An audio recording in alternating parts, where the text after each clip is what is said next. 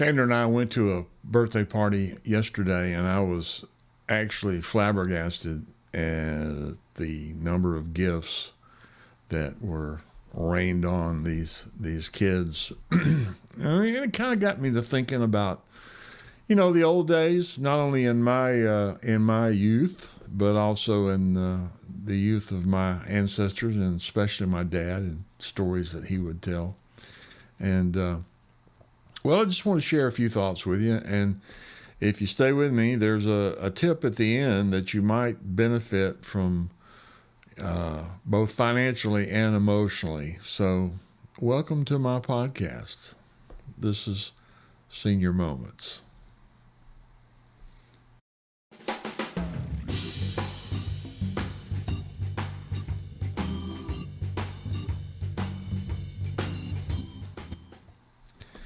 Hey, I'm Tommy Ellison, and welcome to Senior Moments, where I can't seem to remember what I had for breakfast today, but I will tell you exactly what happened in my life 30, 40, 50 years ago, and it's just amazing. So that's why it's called Senior Moments.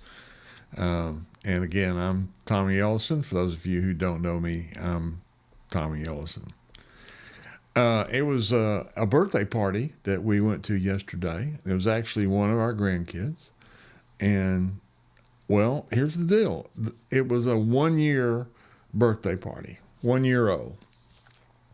Now, I got to ask the question, do you remember what you got when you turned one, maybe at a birthday party? Do you have any clue? I don't. I mean, what about age 2 when you went to second birthday? Do you remember anything that showed up in your in basket that day? Present, gift, who was there? Or maybe even age 3. My first memory is sitting in someone's lap being rocked and the sun shining through the window and kind of getting in my eyes and, kind of half blinding me. And I don't know how old I was, maybe 3, 4 years old. I just don't have any real early childhood memories, like early childhood memories. Do you? I mean, I can kind of remember eating dog food from the pan in the backyard, dried dog food. But maybe that was just, I saw a photograph of that, and it could be that I'm just, creating that memory in my brain from that photograph, but I don't remember the taste of the dog food. But what about your first Christmas, or maybe the second or third Christmas? Do you remember any of those gifts? And well, speaking of gifts, my dad told me a story once. He said that, by the way, the episode here today is grand gifts. These are gifts for the grandchild. But anyway, my dad told me this story about, he grew up poor, and they did something, they hunted to eat, if you can imagine that, down in the country in Chilton County near Jemison. And my dad told me his memory of Christmas was something like this. He said he had a grandpa that would dress up in oilcloth and old chains and walk onto the front porch of the cabin that they lived in. It had the old wooden front porch, and he would rattle those chains and allow them to fall on the floor and make noise, and he would yell out, "I'm Santa Claus." And of course, the kids were scared to death of him. They were afraid. They didn't want to have anything to do with him. And I asked my dad once, I said, "Dad, what did you guys get for Christmas back then?" He said, the only thing I can really remember that made an impression on me, he said, one year for Christmas, I got an orange, a few pecans, and a little pack of firecrackers. And of course, they were gone within seconds. and the orange was eaten, and the pecans, I'm sure, were shelled and eaten. And that was his Christmas. And compared to today, well, I don't have to go there with you. Now, there's another thing that I wanted to kind of flash back on. I worked at a toy store at Brookwood Village Mall when I got out of college, first got out of college. I was trying to figure out what I wanted to do in life. You'll have to excuse me, sorry. Let me take care of this for a second, a little orange juice.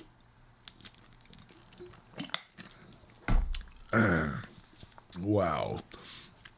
Anyway, this little store was called Toy City. And during Christmas week, there would be people that would come in and they would buy Christmas gifts, for their kids.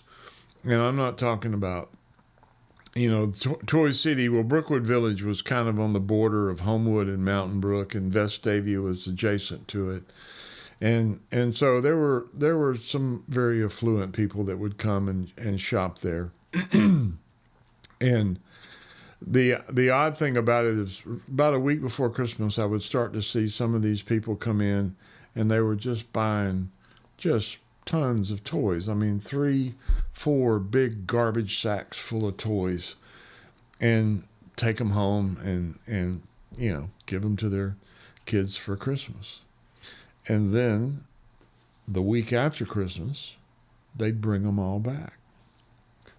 And it used to make me so mad because we had a very liberal return policy, and it didn't really matter whether you had a receipt or whether it had been opened or broken or whatever. You brought it back, we gave you the money back. And of course, a lot of people were putting it on credit cards, so we had to write credits. But I got to thinking, I said, these people are trying to make some big splash on Christmas morning for their kids, and the kids open them all up, have that moment, and then the parents wrapped them all up and brought them back. And I don't know if the kids got to keep 1, 2, 3, however many. I just remember writing a lot of refunds that week after Christmas from people that I remembered coming in. Because, somebody comes in and spends $400 or $500, and this is back in like 1974, 75. They spend that kind of money on gifts. You got a bunch of stuff there. Well, and then I got to thinking about my girls at Christmas, and I'll say this: when my girls came into the world, it was when my spouse and I were kind of going through what I would call our lean years. We were somewhat, week to week. And I remember putting a lot of these gifts on credit cards, and, come January, the bills would come due. And, that was a depressing time when you tried to figure out where you were going to come up with the money or even to make the minimum payment. But you had to impress those kids, And I'm just as guilty as I guess these grandparents are, that were at the party yesterday. They were trying to impress the kids. So, I don't fault them for that. I really don't. It was kind of surprising to me, though, that you had a birthday party for a 1-year-old, but her 3-year-old sister also got gifts as well. So go figure. I don't know really what that's all about. I guess I do. But anyway, you get my point. But I can remember this one Christmas that my girls were probably 4, 5, 6 years old, and they were all into Barbie, and my sister-in-law brought these packages of Barbie shoes. They were shrink wrapped, and there was probably 20 or 30 little pairs of Barbie shoes. And of course, once you broke the shrink wrap, these shoes went everywhere, including the floor, and especially under my feet, bare feet, walking through the living room where the tree was and stepping on these, what felt like little barbed wire barbs on the floor, those little Barbie shoes. But I got my revenge on my sister-in-law, because when her daughter came along and she turned about 3, 4 years old, I gave her a drum kit. Yeah, a drum kit. You know, all this kind of reminds me of a scene that I saw. It was Dennis the Menace. And Dennis, the Hank Ketchum, who was the artist who drew Dennis the Menace, always posted this one cartoon. It was a single panel, if you remember Dennis. And it was him sitting in the middle of all these toys, you know, boats and drums and musical instruments and sleds and tennis rackets and all this stuff. And his parents are looking down on him with all this stuff that he's unwrapped and managed to open. And Dennis looks up and says, "Is this all? Is this all?" So it kind of got me to thinking about what I wanted to share with you. This, I guess, last little bit of information that I'm going to share with you today.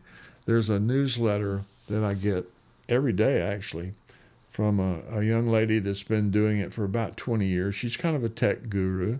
Her name is Kim Commando. She's even got a radio show and a podcast, and hope she has more listeners than I do.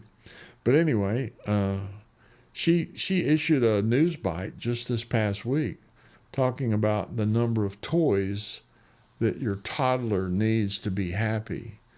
And, you know, there was a study done that basically said there's really no need for a mountain of plushies and plastic cars and dolls. And the study went on to say that young kids, given too many playthings, are basically overstimulated and jump from toy to toy and never really enjoy each individual one. But with just maybe 3 or 4, they slow down, they get focused, they play longer with each toy, and there's really no need. Now, this isn't me, this is the study. It says there's really no need to give them everything at once. In fact, if you want to get them a lot of toys, rotate them in, and they'll be happier, they'll be more emotionally challenged, and maybe, well, if you think about it, maybe you'll be financially better off by playing that strategy and working to their psychological development over time. It makes sense. I don't know. What do you think about it? If you have a thought or a comment about this, I'd love to see you post it on my Facebook page or my YouTube channel. We're going to both places live today. But if you're watching and want to jump in and make a comment, now's the time. But we're going to be signing off here in just a second. But just thinking about those grand toys, thinking about those first Christmases, those first birthday parties, and what was really going down as opposed to the way parents are playing them today. Again, I don't find any fault in what they're doing. They're just trying to love their kids. But what do those kids really remember? That's my question. What do they really remember at that age? I guess we'll know. We'll find out soon. We appreciate you looking at the podcast, and I appreciate you tuning in. We're going to try to do this every Sunday at 5 p.m., so I hope you'll join me next week, rather, and watch and listen. And again, if you want to make comments, you can certainly do so, but I would look forward to seeing you next week, if not sooner. Going to have a great week. We got a reunion coming up for me and some other folks. The Jonah and the Whale Ministries reunion is coming up this coming Saturday, the 17th, and we're going to have a lot of folks there that we used to do, Jonah and Daniel and Noah, when we were all members of Inslee Baptist Church and the Jonah Ministries. And it's been 50, near business years, I guess, since some of us have seen one another. Got a message here from Donna. Donna says, one of my most memorable Christmases, and the haul, I guess, was my brownie uniform and a new bike. I bet that was special. I remember being a Cub Scout, Donna, and how neat it was to wear that uniform, and that kerchief and the Weblo badges and all that. I got kicked out of the Boy Scouts. We went to a place called Indian Valley. It was a camp there. And a fellow named George Xanthus and I, who later played against each other in high school, but played with each other at Sanford. But George and I were both Boy Scouts, and we decided we were going to go fishing. And so we went and found a real small tree, 2 of them, and cut them down and skinned the limbs off of them and made fishing poles. And we didn't realize at the time that it was against the camp policy with the Boy Scouts to cut down trees of any size. And so we were there for the weekend. So the entire weekend, and I guess it was about a day and a half left on the excursion, we had to plant little seedlings. And I think we planted maybe 100 as our punishment. And then when we got back to the church where St. Anthony's, where the Scout chapter was, based, located, we were told that we were no longer able to be a Scout. So we got kicked off. But anyway, I know your